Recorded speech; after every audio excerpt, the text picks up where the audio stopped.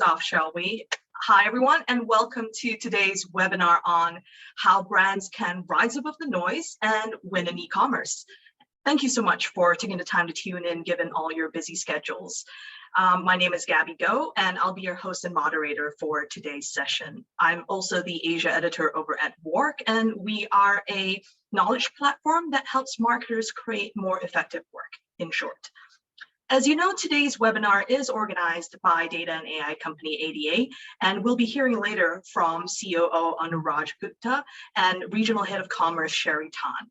And they'll be sharing more insights into how you can leverage data and craft strategies that will make the most of your investment into today's e-commerce platforms. Now, obviously, they're both experts in their fields, so it's an excellent opportunity to get your questions answered. And we will be taking questions from the audience for the Q&A portion of this webinar. So if you have anything you'd like to get addressed, do share your burning questions through the Q&A option on the Zoom platform, and we'll try to get through as many of them as we can in the time that we have. So we have a lot of stuff to get through today and only an hour to do so. So I'm going to kick things off with a quick presentation that will help set the scene. So do bear with me while I share my screen.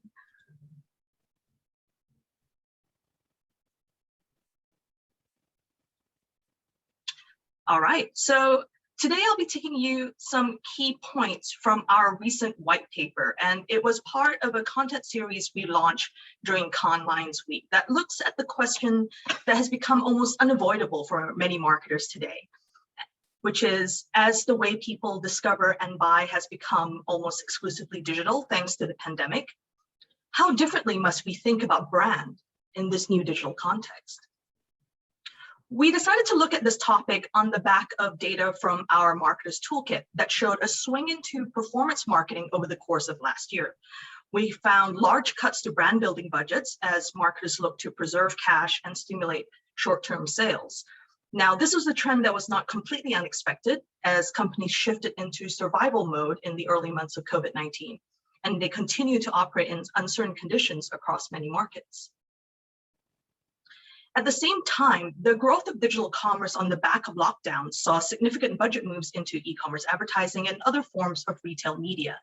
Now, this chart from WARC data shows these formats to be one of the biggest winners from the past year, alongside others like online videos and esports. So as the global economy shifts into recovery mode, although to be fair, it may not seem like the case just yet in many parts of Asia, the question is around what happens next. And in our conversations with the industry, three questions have emerged as marketers look to invest. The first is almost philosophical. Does brand still matter in digital commerce? While the second is a familiar question about finding balance between brand building and performance, but within today's changed landscape. And the last one speaks to the question of whether marketers should just focus resources on maximizing presence close to the point of purchase. For today, I'll only be covering the first two bits. So to begin, does a strong brand still deliver an advantage in purchase decisions in this age of e-commerce? Naturally, there's conflicting advice out there. In his book, Post-Corona, Scott Galloway talks about a shift from the brand age to the product age. And in this new age, he argues, brand and reputation are secondary to user reviews and convenience. It is a very rational view of consumers that given perfect information, we will make better choices. And here, brand is seen as something that's fluffy and unaccountable. But on the flip side, there is pushback from people like Martin Weigel at Weeden Kennedy. The point he's making here is that brand is about memory. The benefit of having a strong brand has been the ability to nudge people towards a purchase when they're in buying mode. So is there any evidence that similar influences are at work when consumers are shopping online? Well, the research generally supports the idea that brand still matters in online purchasing, and it does so in four ways. Firstly, fame. Brands should be well known, as prior knowledge gives them an advantage in situations like search. Then there's what the Ehrenberg Bass Institute calls mental availability. Brands should come to mind easily and be associated with purchase occasions. The rise of branded search is telling here, and the recent interest in share of search as a proxy for market share reflects the link between branded search and purpose. Thirdly, brands should be easy to recognize, whether that is recognizing the brand on the digital shelf or correctly associating an ad with a brand. But this remains an area where many companies fall down.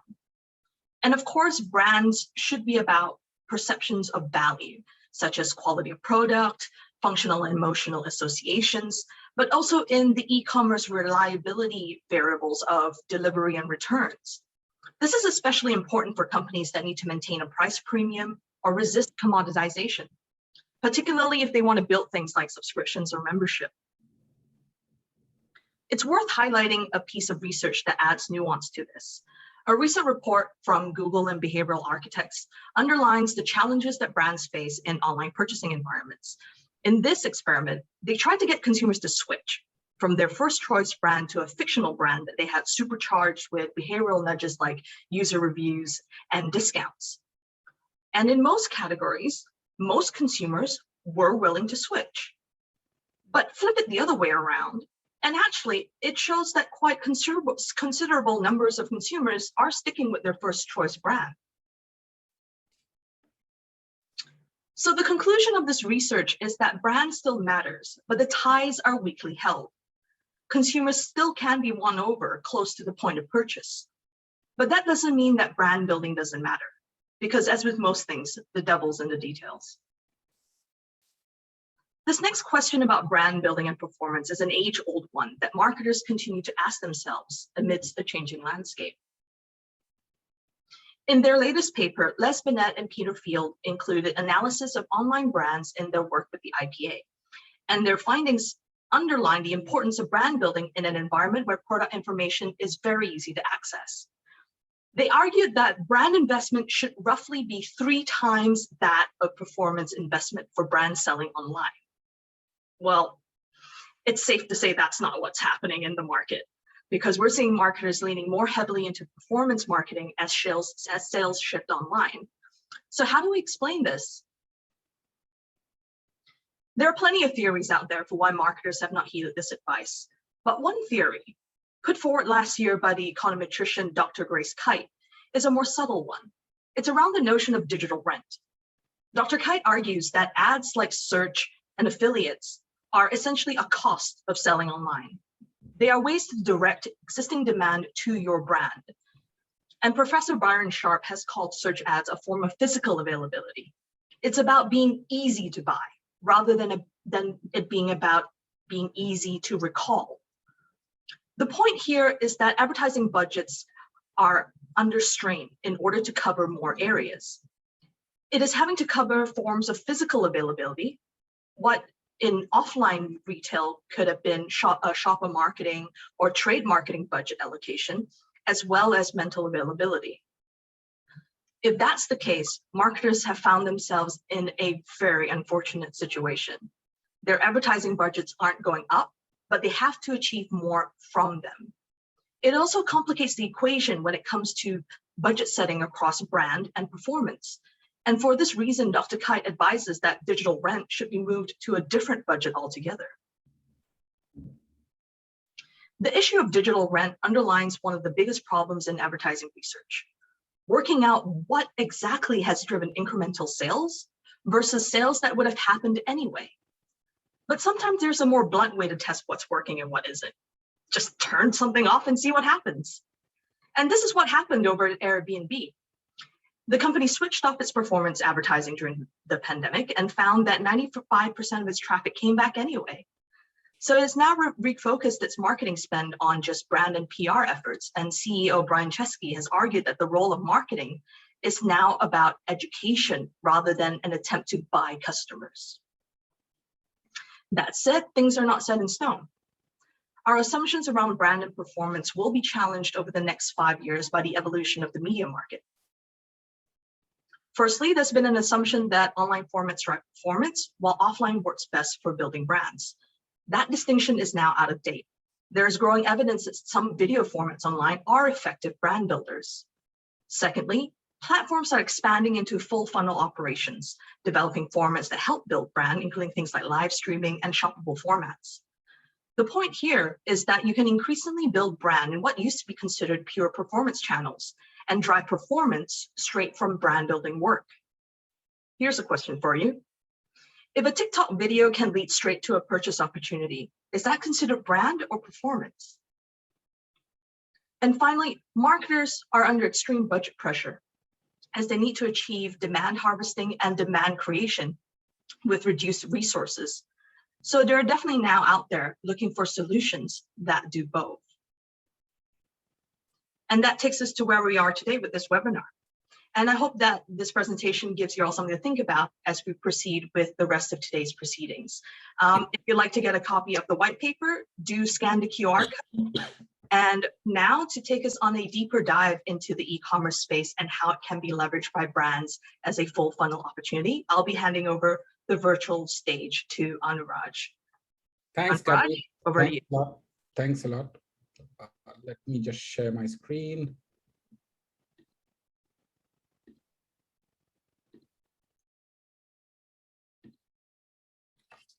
Cool. Thank you, Gabby. That was a good setup to really delve into how do you build brands on e-commerce and win in the e-commerce space.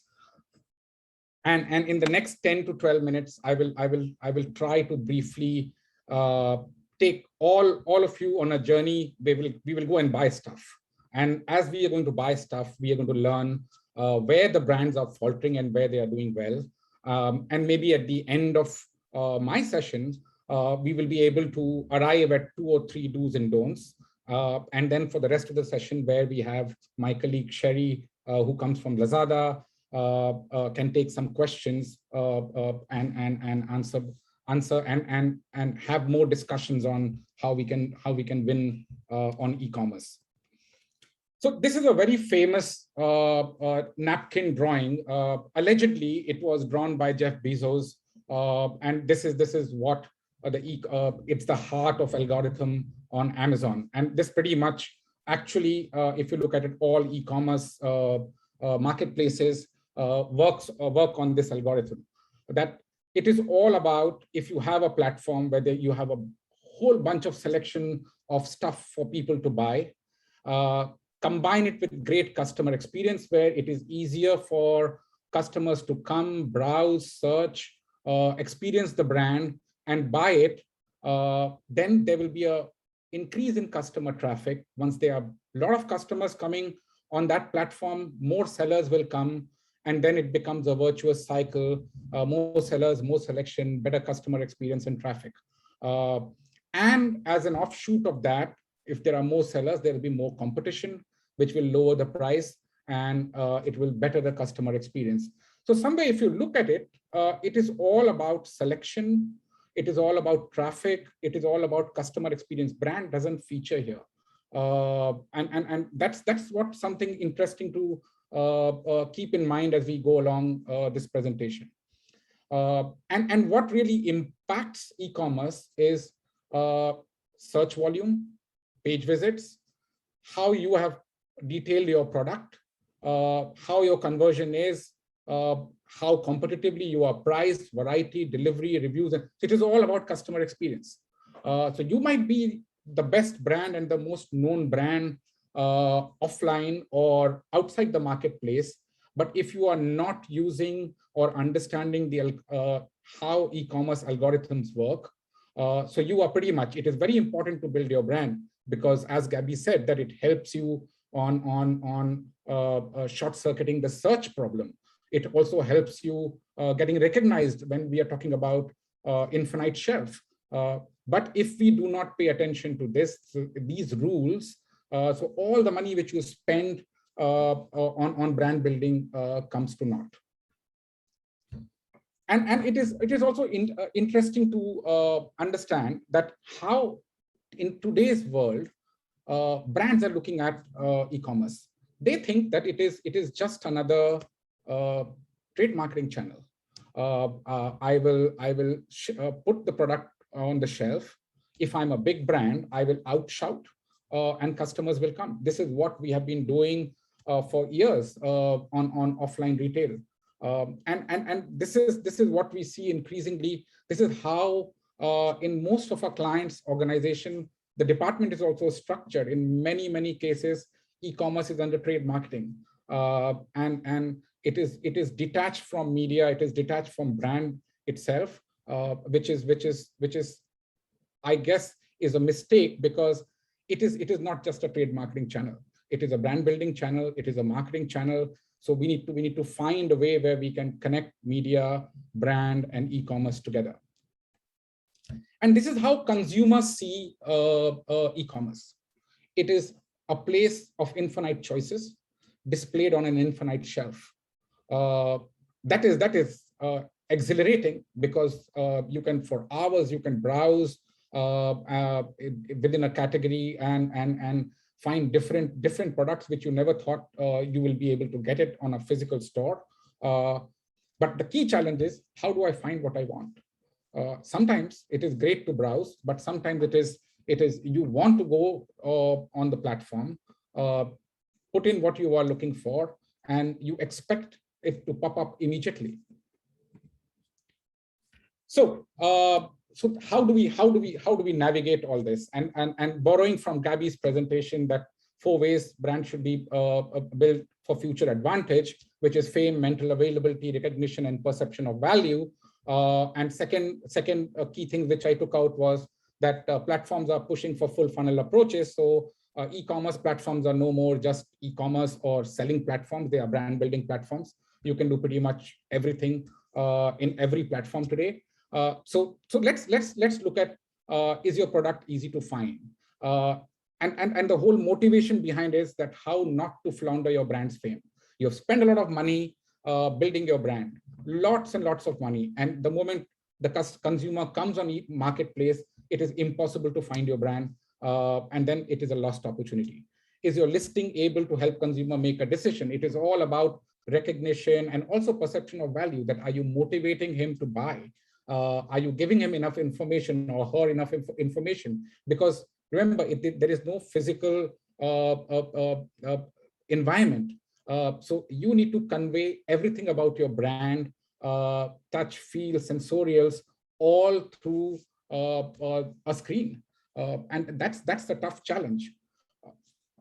And the fourth point is that how do you keep on farming insights? So we only look at e-commerce as a selling platform. It is a brand building platform, and it's a great research and understanding platform.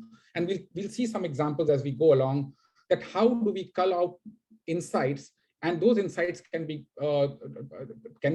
used for product development, can be used for future promotions, bundling, all kinds of stuff.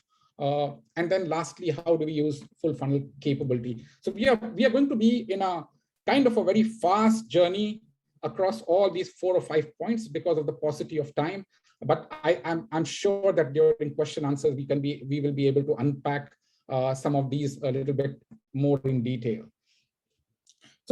So today, let's go and try to buy a toy gun, a lip tint, a tea infuser, a fabric softener, a body wash, and a phone charger, and try to learn how brands are going on e-commerce. And I've chosen these things in my shopping basket today because they are very different categories. And hence it will give us a little bit of cross-category insight.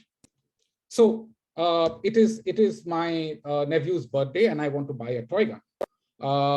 So let's first look at what happens if you have not figured out your search. According to a research on Amazon, 78% of search is unbranded.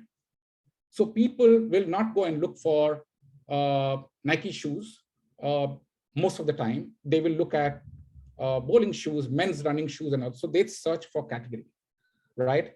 And if you look at Gabby's chart, which she shared, unless you are a serial maker, which has got 72% loyalty, and if you are an optimist, which is the glass half full kind of a person, that yeah, even okay, I'm a car insurance guy. At least 12% people are loyal to me. The thing is that this is the place, if you are not able to crack your search, so all the brand building comes for naught, because the moment somebody types men's running shoes and Nike doesn't appear, so all the brand building has come to naught. And coming back to the toy gun example, I went on Lazada, Shopee today, and I typed toy gun. Now, what do I see as a result? If you see the whole bunch of results, none of these entries, the top search results, are of any big brand, from any big brand company. You can't see anything. And all of you at some point in time would have bought Nerfs for your kids, if you have kids, right? Can you see any Nerf gun? So I went and deliberately looked for a Hasbro Nerf gun, and I start looking at it. Why is it not appearing when I'm typing toy gun? Because while it is available on Shopee, the brand forgot to tag, put a tag on search as toy gun. They have got Hasbro, Nerf, N-Strike, Elite, Fire Strike. I don't think that anybody, a normal person like me who's buying it for somebody will be able to understand this and will search like this. I will go and simply search for toy gun. By all means, after this presentation, go if you represent brands, try to do some experiments on your own about your own brands and see if your brands are easily available when you type. Second, it's an old example which around 4 years back when I was working on a project with Lakme in Indonesia. This is a listing on Lazada where this is how Lakme was named. Lakme Absolute Reinvent Lip Pout Creme Mauve Color Mauve Hue. And we saw that there was not, even despite us putting a lot of money in driving traffic, the sales upliftment was not there. Every time we spend money, we could drive traffic to the page, but as we stopped spending money, the sales used to drop. And the thing which we found was that we looked at Lazada top search lipstick keywords in Indonesia, and the top one was lipstick Varda, lip tint, lipstick matte, and our product had none of these in the search tags. And if you look at the search ranking factor, product title has got a weightage of 4. Short description has a weightage of 4. Your brand name has a weightage of only 1, right? So these are the little things which we can fix if we want to. So this is the way to build your brand and take your brand further on e-commerce. And we fixed it, and suddenly we saw that there was an upliftment of sale. What we did was, and I'll give you a formula, that brand, product name, which subcategory it is, what is the finish, what is the color, and what is the benefit. And you can use this for other categories, which will be brand, product name, subcategory, and we'll show you a couple of more examples. Maybe if it is not a lipstick, you are selling baby food, what should be the ingredient? What is the ingredient? What is the form? Is it liquid or it is powder? And what is the key benefit which you are offering? So it is not one brand name, one word. It can be a tweet, actually 36, 37 words, so that it becomes search optimized. Recognition and perception of value. Every marketplace gives you a place to put product details. You've got 8 places to do that, and 90% of the time we see that people have not used it or have just repetitive images on all 8 pages. Now, this is the place where you've spent a lot of money building your brand, then a lot of money in driving traffic to the product page. You've got a consumer. If your consumer is your loyal consumer, has been buying your product, they will just go and buy. But there are a whole bunch of people who are landing, who are the first time buyers. And if you do not give them enough information about your product, because there is no salesperson, there is no touch and feel, it is just the screen and the customer. And if she doesn't know what she is buying, then she will not buy that product. So it has to be, the rules are, first should be your product shot, very clean product shot, with what is the size of the product. So here it is product shot, liquid fabric softener, 860 ml. Then if you are a baby food, if you are a food category, very, very important to have the rear side to show that what are the ingredients, because now customers are evolved. If anything which they are going to give it to their babies or eat themselves, they need to know what are the ingredients. They need to know what was the manufacturing date. They need to know whether it is a genuine or not. So hence the barcode, ingredients and everything. Third one is that what is the form of this product? Sometimes because you cannot open it. So a pouring shot or a spoon shot where it shows the content of the product. What is inside? If it is a toy or it is a phone, then it is out of the box. We have to show how it looks. Then how to use infographic, benefit, emotional connect. How big is your product? Is it going to fit in a bathroom shelf or not? So it has to be done as a comparison. And then you can add a video as well. So this is how you are enabling a better customer experience and helping her choose your brand over the others.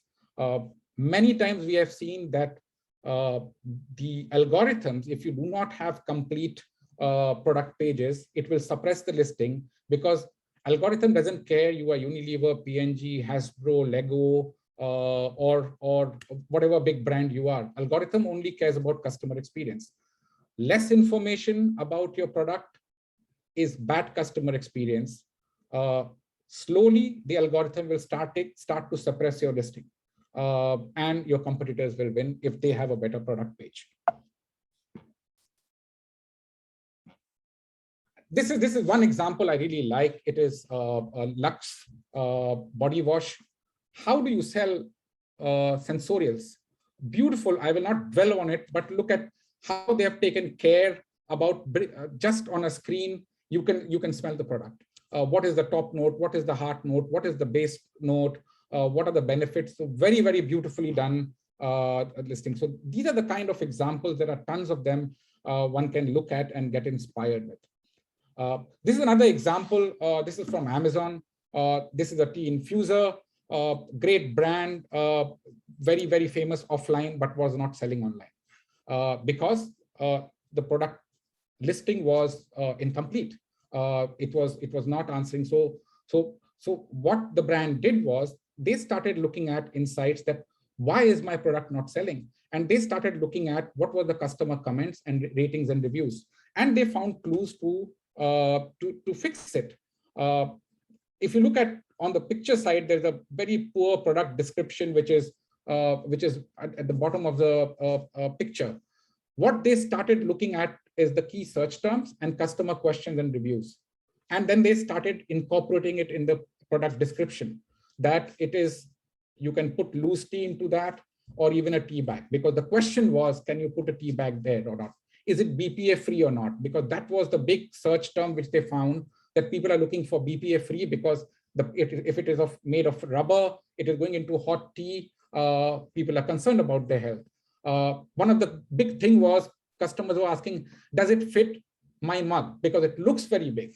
So it says it fits all size of mugs and it will not fall in and slide around, so on and so forth. So they optimized this and they saw 300% growth. So they did not spend more money driving traffic. They just fixed the stuff because the demand of the product was there. It was just that they were not able to answer all the questions, and hence customers were not buying it. This is another great example. Anchor is a brand all of you must be using at some point in time their product. It is not a very old brand. It was a brand. It is one of the brands which was created for commerce. And it was conceived by the insights which the promoters found on Amazon, where they looked at a category when they were trying to launch category on mobile phone accessories and computer accessories, and they looked at what are the products and categories which have got the maximum dissatisfaction. So they went on e-commerce and looked at reviews and ratings. They looked at search terms, and they came up with an idea that in this category, it is full of products which are cheap, but they do not meet the customer needs. And then they created this whole brand only for Amazon, and now it is available on Lazada and Shopee as well. They are just selling a charger, but look at how they have named the naming convention. Whichever way you search, you will always find Anchor Nano Charger 20 watt for everything. So it has got all the search terms which consumers are looking for incorporated in the naming convention. I just show you the entire product page. I've done a video that look at it. They have romanticized the product. They have given detailed videos how to use it. They have got great product description. Look at this. This is the A+ content. It looks like they are selling a very expensive, high quality product. Actually, it is very competitive. It is very high quality, but they are doing justice to what they are selling. And this is another example that how do you increase the customer experience? Great shop in shop. We sometimes just plonk some images and promotions and leave it there. This is the L'Oreal example, how they have periodically used great shop in shop to inspire customers because it is a category which is very, very competitive and requires a lot of consumer engagement. And lastly, this is one example which I found that how you can better the customer experience. Look at this navigation of shop in shop. You can shop by category or shop by a dilemma, which is brows behaving badly, or eyes are misbehaving, or skin woes, or you can shop by collection. So it is making it so easy for consumers to pick up products, and it is all about customer experience. Lastly, full funnel marketing capability. As Gabby was saying, that all platforms have evolved into a full funnel capability, and our marketplaces, which is Shopee, Lazada, Tokopedia, are no exception to it. Today, you can live stream. You have got a separate section if you are a prestige brand. So you can be on Lazmall Prestige with much more evolved marketing ecosystem. There are tentpole events, there are coupons, there are a whole bunch of stuff which you can do on the platforms, and it is I guess that Lazada and Shopee, beyond selling, they are looking at the marketing dollars which are being spent off platform, and they want a share of it. And I think Sherry will, who comes from Lazada, will talk about it later. And lastly, we have seen that Lazada, Shopee, and all the e-commerce have got these 1, 1, 2, 2, 3, 3, 4, 4 consumer events. There are then tentpole events, which are Olympic Games. So these are great, opportunities where if you're a new brand, you are an established brand, you can find one more opportunity to engage with the customers in a new way. And sometimes it looks like it is just a price off, but if you dig deeper and use your marketing chops and get your brand people together and say, hey, what can we do interesting for our brand on 12/12, and can we create a theme around it, you will find that there are tons of opportunities which open up. Lastly, very quickly, brand building has to deliver revenue. You don't build a brand just to feel good about your brand. It has to deliver revenue. So all the brand building which you are going to do on e-commerce, off platform, on platform, it has to deliver revenue. So this is a simple formula. You will get the recording of this webinar, so you can look at it in detail. It is all about how many people come and view your products, how many of them convert, and what is the average selling price. It's as simple as that. And then there are small stuff which you have to look at, that whether your stores are search optimized or not, you have boosted your SKUs or not, are you in a well-defined category tree, you have hyperlinked to SKUs, so after she buys one, it goes to another product, have you used platform marketing or not, and so on. So net, yes, you can and we can build a brand on e-commerce, but the brands will not be built from brand first. or a point of view, but it has to be from a customer first point of view. So brand has to unpack its understanding of customers, its understanding of how they look at a category, how they search for a category, what is the expectation of a customer or from that brand, and deliver the best brand experience. That's all I have to say. Thank you very much. Over to you, Gabby. So much for that, Anurag. I really loved your presentation and about how we have to seriously think about how different brand building is within an e-commerce environment and ecosystem compared to other platforms and channels. So while you are stopping your sharing of the screen, I'd like to invite Sherry to join us for the Q&A portion of this webinar. Hi, Sherry. At long last, you are live. So just to kick things off, we are getting some questions in from the audience, which is great. Please do keep sending them in if you have anything you'd like to ask Anurag and Sherry. But just to kick things off, let's ease in, shall we? Then start with a almost philosophical kind of question. So, and this is something that's stuck with me ever since I did the interview late last year. Darren Amin, who's the APAC CMO of Kraft Heinz, he said that the most important challenge for marketers is how do you build your brand for e-commerce and not be a brand within e-commerce? Because by being a brand within e-commerce, you're always going to be at the mercy of the channel and not the other way around. So, you know, Sherry, shall we put you in the hot seat first? What are your thoughts? I think, yeah, I believe there are ways to overcome the issues that brand faces with the channels. I don't believe the split between building a brand for e-commerce or the brand within e-commerce, because in today's scenario and in the last few years, we've seen both successful cases for a brand that is for e-commerce and for a brand that was built within e-commerce as well. And those cases have demonstrated very much about the maturity of that e-commerce brand or the brand's perspective. And part of that assessment we need to look at is what is the brand's focus here? How does brand feel with respect to e-commerce, right? Are they looking at e-commerce as a transaction centric, right? How is the buy-in with the key stakeholders? Because I've seen firsthand, right, from organizations developing their e-commerce with their stakeholders, and the stakeholders actually view e-commerce as a competition to their physical store, and that actually will put a challenge to the brand building itself for or within e-commerce, right? And then we look also at how seamless is that transition, right, from channel to channel, right? How valuable are customers' insights across the channels, right? With all these metrics we're talking about, we look at, again, what is the reason for the brand to be in e-commerce? Are we jumping onto the brand wagon because it's the in thing, it's the biggest thing since post-COVID, right?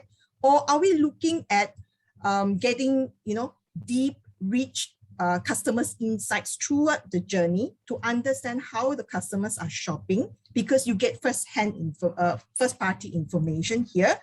And then that creates an opportunity for this brand to build that whole branding perspective, right? Be it whether it's from the offline or the digital, right? So then brands can anticipate, right, intelligently, what their customer wants before they even want it. So that would be very much, I think there's it's not going to be an easy, right, journey, but there are ways to overcome. Anurag, anything you want to add? Dhiren Amin is a good friend. I know him for many years. So I want to just tell him this, that I guess that you don't need to be at the mercy of the channels, as Sherry is saying, right? You need to, it's a new ecosystem and you need to adapt to all the time. You cannot create the brand all of us don't have a luxury to create an anchor from the scratch, which was created for e-commerce, right? Sometimes I have run a brand called Lifebuoy, which is a 150-year-old brand, right? I cannot recreate it or wish to recreate it. I have to then adapt that brand, how to sell it on e-commerce. And that is why understanding that algorithm, which I talked about, that how that ecosystem works, rather than applying your trade marketing thinking and saying, I will cut a deal with e-commerce platforms, and because I am P&G or a Unilever, they need to listen to me. They don't listen to you. Everybody is on the same plane, whether it's a newbie or you are a 100-year-old brand beyond a point, right? So that's what I feel. Great. And my apologies, Darren, if you do come across this recording of the video. So let's move on with addressing some more questions from our audience. Here's one. Do you think that shopper marketing and consumer marketing is now less important as brands start to switch to online platforms heavily? Anurag, you want to kick things off? Shopper marketing and consumer marketing. I guess and this is something which agency people have created, these divides. The question like whether brand is important or brand marketing is important or performance marketing is important, shopper marketing is important, or this is, I guess, that we industry people have created to justify our existence that I'm a shopper marketing expert or I'm a digital marketing expert. To be honest, if there is a customer journey, like Sherry was saying, and if customer is buying offline a given product and researching online that same product, then you have to do your consumer marketing, shopper marketing, digital marketing, all right. So fundamentally, that answer comes from go back and look at your customer journey, and wherever, just follow the customer, and the answer will be evident whether you should be doing shopper marketing or consumer marketing or brand marketing, right? Right. Sherry? Yes, I'm for Anurag here. Coming from the e-commerce, I don't think we should see the e-commerce just as a transactional platform, because at every point during the customer's journey in the e-commerce, the digital, there is the touch point there is branding that is required. Now, if I go to a store, I saw a new launch of a phone. The first thing as a customer, I will look at Lazada, I will search in Lazada, and I will search in Shopee, right? I'll read all about the phone before going to the store to have a touch and feel to test the products. So if I'm a brand, wouldn't you want to have all your touch point with your customers, to speak to your customers at every touch point that's available and avoid them switching to the next brand? Right. Right. And that is why in both marketing, it's important. It's just, you need to understand the customer's journey, where it is the funnel that you want them in terms of awareness, in terms of desirability, and in terms of conversion. But Sherry, what if there are 100 touch points and only have $100? So, and you got to split the pie 1,000 slices, each way. It seems, Captain Obvious that wherever the customer is, you want to be. But given the current climate, the current conditions, there's simply not enough money to cover everything. So what's the advice then to marketers, where they're looking at, a whole team, their agencies, their partners going, every touch point is important. My touch point is important, but you only have like the $50 to spend. How do you prioritize then? So we look at, we evaluate metrics, right? For example, there's the ROAS, return on ad spend, to understand your efficiency and your spend. And we look at what is your key objectives in every touch point that you're looking, right? Is it the impressions? Is it the traffic visits? Is it the conversion? What would be the ultimate outcome expectation for each spend by the brand? And that is where you start doing your P&L, your division of your funds, and what is priority to the brand. All right. So just to segue in, because this question from our audience is a little connected, how would you compare the performance of affiliate websites versus shopping platforms like Shopee and Lazada? Anuraj, Sherry? I don't think that there is Sherry, have you ever done a comparison like that? I don't think that we have done a To comparison. be honest, I don't think I've done any comparison. That's why I don't have an answer to it. Yeah. But that's a good point. We should do one. And We'll have a follow-up session once the ADA team has done their deep dive into it. Yeah, it's a point which I guess that we need to investigate. So we don't have an answer that where we have looked at what is the impact of an affiliate versus e-commerce website. Worth looking at, if at all. So apologies. It's back to the whole thing Sherry was saying about evaluating metrics, right? Right. So Anuraj, this next question is for you, and it's super specific to a slide that you shared earlier in your presentation. So our audience member is curious, for the tea diffuser example, how was it determined that sales grew by 300% after the PDP content enhancement was done? One challenge is that the brand could have been running Amazon advertising as well to drive sales. So it might have been difficult to isolate the effects and prove the effectiveness to stakeholders. Because it was e-commerce brand, it was very clear that pre-PDP fixing and post-PDP, everything being the same, because it was not a big spending brand. That suddenly they started. So I'm aware of it because my previous company and my other team did it. So there was no additional inputs which were put, which is like suddenly we put 3 times the marketing spend on Amazon marketing. It was just fixing the stuff, and I can assure the audience that just by looking at basics, and we have seen, Sherry and I would have seen many times where we say why just by fixing basic, you can immediately start getting 10 to 15% better ROI on your e-commerce spend.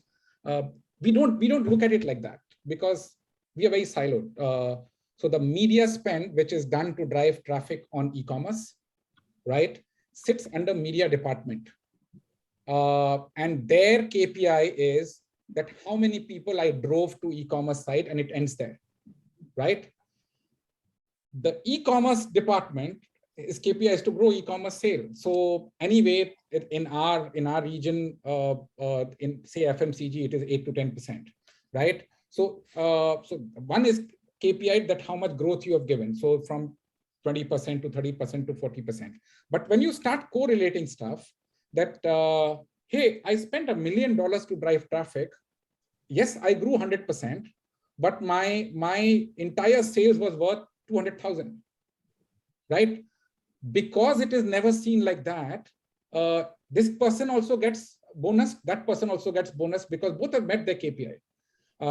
And fundamentally, that is where the challenge lies, that once you start looking at e-commerce end to end, that whatever inputs you are giving, is it really growing, or it is a notional growth, or as I call it, siloed growth syndrome, where everybody is getting bonused and a pat on the back, but overall brand is not growing, and we wonder why.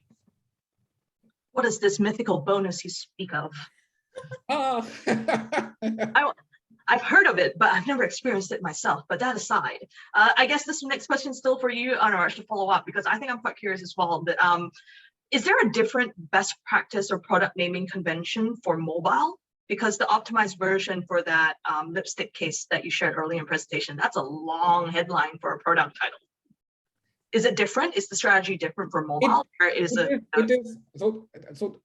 Could I answer that? I could Yes, answer please. So for mobile strategy is very different because we look at also what is the key search word, word that the consumer uses, right? For example, in mobile, you will talk about is it 256 or 512, you know, the size. You talk about colors. So in each category, the naming convention for your products against the search would change accordingly. So the attribution, the attributes there will change. So definitely, if you are putting in a mobile versus a, a toy versus a dress, for example, the attributes are totally different for all three. And if I may add, that naming convention should not be cast in stone. They should change because the search words evolve. So go back to the toy example. When you are coming closer to Christmas and you say Christmas gift for boys 8 to 10, right? This is what people will search, right? And if your name doesn't have that Christmas great gift, so again, you will end up buying a Chinese toy brand instead of a good brand, and your nephew or niece will be very pissed with you because you didn't buy the right gift. So fundamentally, it has to change. It will change by season. It will change by search trend. It will change by other stuff. Yeah. So would you recommend this kind of strategy, going back to what you were advocating, Anuraj, about just making sure the basics are covered when it comes to your product listing on e-commerce sites? Yeah. We've gotten quite a few questions here that are along similar veins. I'm just going to combine them all in the interest of time. It is around what the approach and focus area should be for new brands, right? What if you're not a Lifebuoy or a Lux or a Maybelline? What if you're a new startup brand, a new entrant into the category, and that e-commerce is going to be a huge avenue for you to grow both sales and brand? What should then the strategy be? Whether you are a new brand or an old brand, you need to follow the fundamentals. The advantage of a new brand is that you don't have the legacy that I have to spend this much money here or that much money here, right? If you choose that this brand the majority of sales is going to come on e-commerce, then you can look at all aspects of the ecosystem and be a little cleverer than the big brand. And there are many examples where young brands who just by virtue of understanding how the algorithm works, they have gained big market share over Sherry, I don't know, 2 weeks back you and I were talking about a beauty brand, right, which was a young upstart beauty brand which was selling better than all the big ones because they managed to fix the entire customer experience on Lazada and Shopee. So how you choose the color of the lipsticks, how easy it is to search, and in the morning I don't know what women these days call lipstick, whether they call it lip tint or lipstick. I put that word today in the morning, and I could not find a single big brand name coming, at least on the first 4 search tiles. Because after that, once you have, it is called below the fold, you can hide a dead body, you will not find it. So consumers are not going to scroll all the time to find it. So for the new brand, you don't have any legacy. You can just go and understand, talk to people like us who understand the algorithm. We are very happy to help and do it. It will be fun to do it actually. If you write on adding on, right, as a new brand, to build a brand within or for e-commerce, it's the four elements, not just the funnel that Anurag was sharing, right?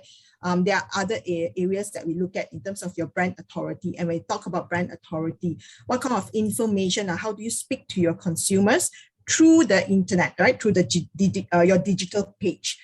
Is very important. The more information, relevant information that you let your customer know why they should be buying your product or why you are the one to solve their problem, and that will attract the consumers to buy into your store, right?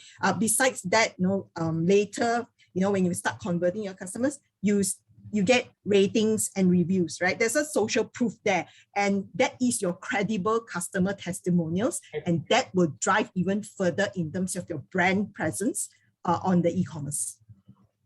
All right. We are running short on time, so I think we can only take on a couple more questions. So this next one is around the use of influencers. So obviously live streaming, especially on these marketplace platforms, as they seek to become more of a destination experience hub. What are your thoughts on the use of influencers to promote products? Are there certain categories where that model works best and some where maybe you shouldn't try? If you don't need the guy that sells the lipsticks in China. Sherry. So I think the live streaming or influencer is a booming market, right? It's really coming into Southeast Asia, massively. We are nowhere near the China yet, but we are getting there. Definitely, you will want to be engaged, right, into live streaming, into influencer, because the consumer mindset is moving towards that trend. And you are going to target the millennials, and the millennials are really your future of e-commerce shopping, right? If you're not targeting them now, you miss the boat. I'm sure you don't want to target people like me who's above X aged, right? You want to target the new customers and build that loyalty from there, right? So going into live stream is definitely, an engagement to promote your brand in real time. Right? You are able to talk to your customers about your products, what your products can do for them, how you can make their lives better, and you build that engagement and you build the trust. Now, having said that as well, going into live streaming, you have to be very careful. It's not just, hi, I'm here, I'm live, No, you need to have content, right? Engaging content, and you need to be frequent, right? There's consistency to it. You don't run a 1 hour live stream talking nothing but selling the product. You don't build trust by selling a product. You build trust by engaging your consumers, right? To talk about your product, okay? To talk about, the usage and things like that. And when you build that kind of rapport with your consumers, your audience, you get the audience, increasing audience to your live stream, right? So definitely there are a few things that we need to do, like how do you build your live stream awareness? How do you amplify your engagement? And of course, finally is, your communication with your audience does not end when your live stream ends. There's always follow up to that as well. So I think when we go for live stream, we should look at these 3 areas. Anuraj, anything to add? No, I fully agree. I think that if you keep the live streaming that all the time selling, it will be, and it depends on category. Like if you're talking about gadgets and toys and stuff like that, that whole unboxing stuff is pretty interesting. I watch lots of unboxing stuff all the time of gadgets, right? And it's very interesting. So if those kind of things can be incorporated,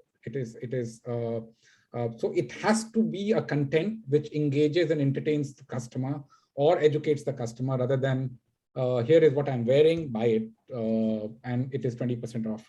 It'll put off people, I guess.